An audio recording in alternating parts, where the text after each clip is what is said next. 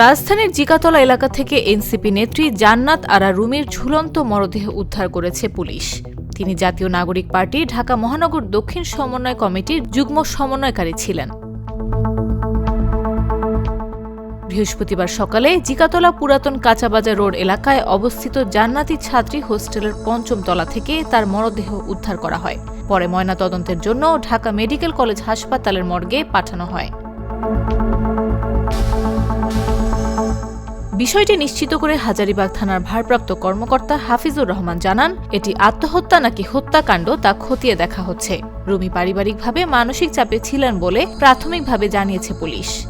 জান্নাত আরা এনসিপির ধানমন্ডি থানা কমিটির যুগ্ম সমন্বয়কারী। চলতি বছরের ৬ নভেম্বর এই কমিটি ঘোষণা করা হয়।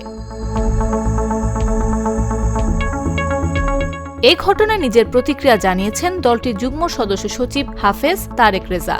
ফেসবুক পোস্টে তিনি দাবি করেন, ১ মাস ধরে রুমিকে হত্যার হুমকি দেওয়া হচ্ছিল।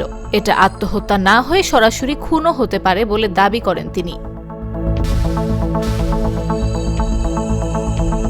এছাড়াও হাফেজ তারেক রেজার দাবি, ১ মাস ধরে আওয়ামী লীগের ক্রমাগত সাইবার বুলিং, হত্যা ও রেপ থ্রেটে অতিষ্ঠ হয়ে রাতে আত্মহত্যা করেছে জান্নাত আরা রুমি।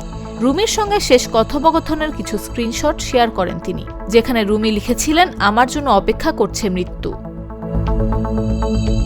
নিউজ ডেস্ক, জাগো নিউজ।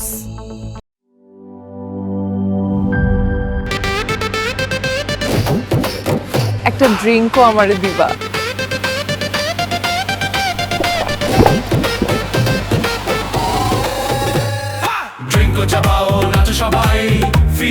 ড্রিঙ্কো হাতে তোমার বিয়ের, হলুদের অথবা রিসেপশনের নাচের ভিডিও #ড্রিঙ্কো দিয়ে শেয়ার করে জিতে নিতে পারো সিঙ্গাপুর হানিমুন ট্রিপ।